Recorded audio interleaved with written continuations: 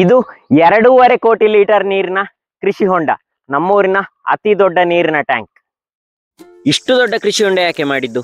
ಇದರ ಅಳತೆ ಎಷ್ಟು? ಖರ್ಚೆಲ್ಲ ಎಷ್ಟಾಯಿತು? ಕೆಲಸ ಹೇಗೆ ಮಾಡಿದ್ದು? ನೀರಾವರಿ ಹೇಗೆ? ಮುಂಜಾಗ್ರತೆ ಮತ್ತೆ ನಿರ್ವಹಣೆ ಹೇಗೆ? ಮುಂತಾದ ಎಲ್ಲಾ ಪ್ರಶ್ನೆಗೆ ಉತ್ತರ ಈ ವಿಡಿಯೋದಲ್ಲಿ. ನಮಸ್ತೆ, ನಾನಿವತ್ತು ಪುತ್ತೂರು ತಾಲೂಕಿನ ಕಾವು ಈಶ್ವರಮಂಗಲದ ಬಳಿ ಒಂದು ತೋಟದಲ್ಲಿದ್ದೇನೆ. ಶ್ರೀ ಪ್ರಭಾಕರ್ ಶೆಟ್ಟಿ ಅಂತೇಳಿ ಇಲ್ಲಿಯ ಕೃಷಿಕರ ಹೆಸರು. ಒಂದು ಕೃಷಿ ಹೊಂಡದ ವಿಚಾರ ತಿಳಿಸ್ಲಿಕ್ಕೆ ಬಂದದು. ನಾನು ನೋಡಿದಾಗ ಇಷ್ಟು ದೊಡ್ಡ ಕೃಷಿ ಹೊಂಡ ನಮ್ಮೂರಲ್ಲಿ ಎಲ್ಲಿ ಕೂಡ ಇಲ್ಲ. ತುಂಬಾ ದೊಡ್ಡ ಇದೆ. ಇದು ಇವರಿಗೆ ಸಾಧಾರಣ ಒಂದು 7-8 ತಿಂಗಳು ಇರಿಗೇಷನ್ ಮಾಡ್ಲಿಕ್ಕೆ ಸಾಕು.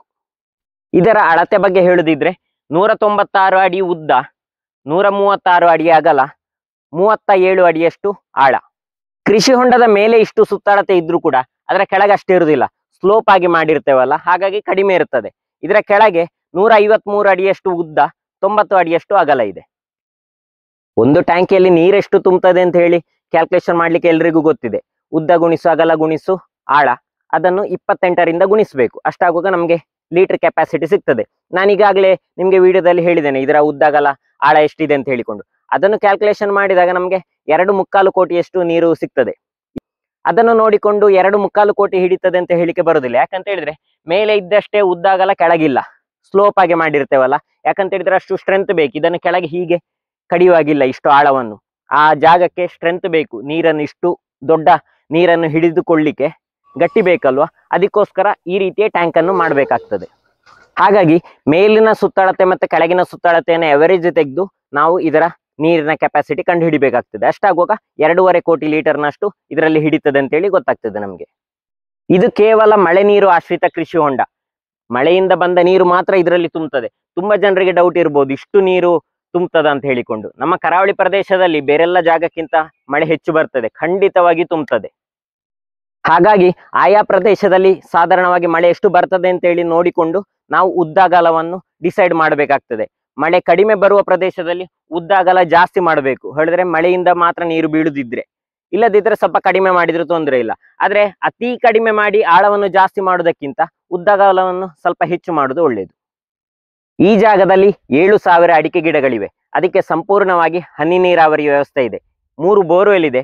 ಬೋರ್ವೆಲ್ ಇಂದ ಈ ರೀತಿಯ 3,02,000 ಕಾಂಕ್ರೀಟ್ ಟ್ಯಾಂಕ್ ಇದೆ. ಈ ಗುಡ್ಡದಲ್ಲಿ ಒಂದು, ಮತ್ತೊಂದು ಗುಡ್ಡದಲ್ಲಿ ಒಂದು. ಅದರಿಂದ ನೇರವಾಗಿ ಏಕಕಾಲಕ್ಕೆ ನೀರಾವರಿ ವ್ಯವಸ್ಥೆ ಆಗ್ತದೆ. 7,000 ಗಿಡಗಳಿಗೂ ಕೂಡ ಏಕಕಾಲಕ್ಕೆ ನೀರಾವರಿ. ಆದ್ರೆ ಈ ಬೋರ್ವೆಲ್ ನೀರಿನ ಅವಲಂಬನೆಯನ್ನು ಕಡಿಮೆ ಮಾಡ್ಲಿಕ್ಕೋಸ್ಕರ ಈ ರೀತಿಯ ಕೃಷಿ ಹೊಂಡ ಮಾಡಿದ್ದಾರೆ. ಅಡಿಕೆ ಗಿಡಕ್ಕೆ 8 ಲೀಟರ್ನ 2 ಡ್ರಿಪ್ಪರ್ ಹಾಕಿದ್ದು 1 ಗಂಟೆಗೆ 16 ಲೀಟರ್ನಷ್ಟು ನೀರಾಯಿತು. ಇವರು ಪ್ರತಿದಿನ 1 ಗಂಟೆಯಷ್ಟು ನೀರಾವರಿ ವ್ಯವಸ್ಥೆ ಮಾಡ್ತಾರೆ. 7,000 ಗಿಡಗಳಿಗೆ 1,12,000 ಲೀಟರ್ನಷ್ಟು ಪ್ರತಿದಿನವೂ ಬೇಕಾಗ್ತದೆ. ಇದು 2.5 ಕೋಟಿ ಲೀಟರ್ನ ಕೃಷಿ ಹೊಂಡ. ಇವಾಪರೇಷನ್ ಅಂತ ಇದ್ದೇ ಇರ್ತದೆ ನೋಡಿ. ಇದರಲ್ಲಿಯೂ ಕೆಲವು ಪರ್ಸೆಂಟ್ನಷ್ಟು ಆವಿಯಾಗಿ ಹೋಗ್ತದೆ. ಆಯಾ ಜಾಗದ ಬಿಸಿಲು ಗಾಳಿಗೆ ಹೊಂದಿಕೊಂಡಂತೆ ಇವಾಪರೇಷನ್ ರೇಟ್ ಇರ್ತದೆ. ಸಾಧಾರಣವಾಗಿ ನಮ್ಮ ಜಾಗದಲ್ಲೆಲ್ಲ 10%ನಷ್ಟು ಇವಾಪರೇಷನ್ ಅಂತ ಹೇಳಿದ್ರೆ ಆವಿಯಾಗುವ ಸಾಧ್ಯತೆ ಇದೆ.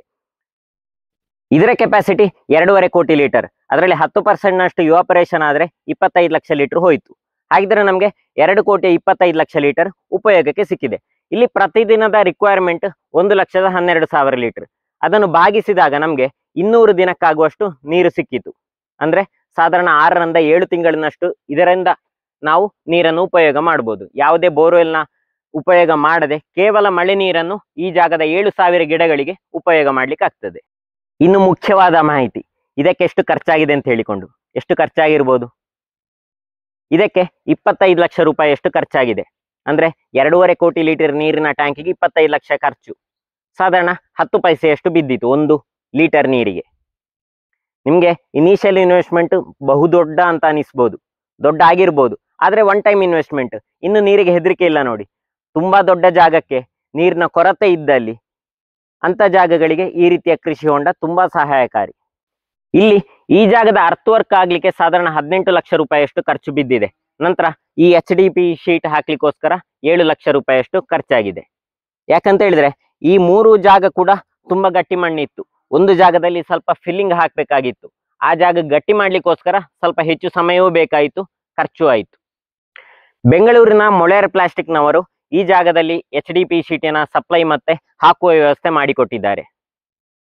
ಇದು HDP sheet, Jio membrane sheet ಅಂತೇಳಿ ಹೇಳ್ತೇವೆ.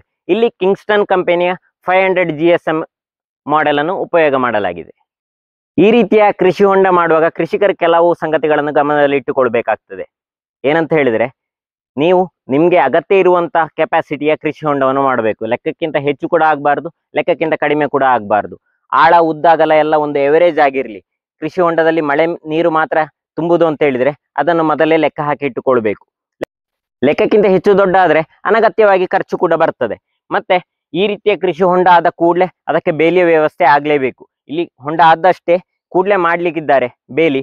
ಅದರ ಒಳಗೆ ಯಾವುದೇ ಕಾಡು ಪ್ರಾಣಿಗಳಾಗಿರ್ಬೋದು, ಏಡಿ ಮುಂತಾದವು ಹೋಗದಂತೆ ಎಚ್ಚರ ವಹಿಸಿಕೊಳ್ಳೇಬೇಕಾಗ್ತದೆ. ಯಾಕಂತ ಹೇಳಿದ್ರೆ ಅದು ಇದನ್ನು ಡ್ಯಾಮೇಜ್ ಮಾಡುವ ಸಾಧ್ಯತೆ ಇದೆ. ಯಾವ್ದಾದ್ರು ಕಾಡು ಪ್ರಾಣಿಗಳು ಬಿದ್ರೆ ಅದಕ್ಕೆ ಮೇಲೆ ಬರಲಿಕ್ಕೆ ಆಗುದಿಲ್ಲ. ಅಷ್ಟಾಗುವಾಗ ಅದು ಕಚ್ಚಿ ಅಥವಾ ಉಗುರುತಾಗಿ ಅದು ಡ್ಯಾಮೇಜ್ ಆಗ್ತದೆ. ಕೆಲವು ಕೃಷಿಕರು ಇದರಲ್ಲಿ ಮೀನು ಸಾಕ್ತಾರೆ. ನನಗೆ ಮೀನು ಕೃಷಿಯ ಬಗ್ಗೆ ಅಷ್ಟೇನು ಅನುಭವ ಇಲ್ಲ. ಆದ್ರೆ ಕೆಲವು ಜಾತಿಯ ಮೀನುಗಳು ಈ ಟರ್ಪಲ್ ಅಥವಾ HDP ಶೀಟ್ ಅನ್ನು ಡ್ಯಾಮೇಜ್ ಮಾಡುವಂತ ಸಾಧ್ಯತೆ ಇದೆ ಅಂತ ಹೇಳಿ ಕೇಳಿ ತಿಳಿದು ಗೊತ್ತಷ್ಟೇ.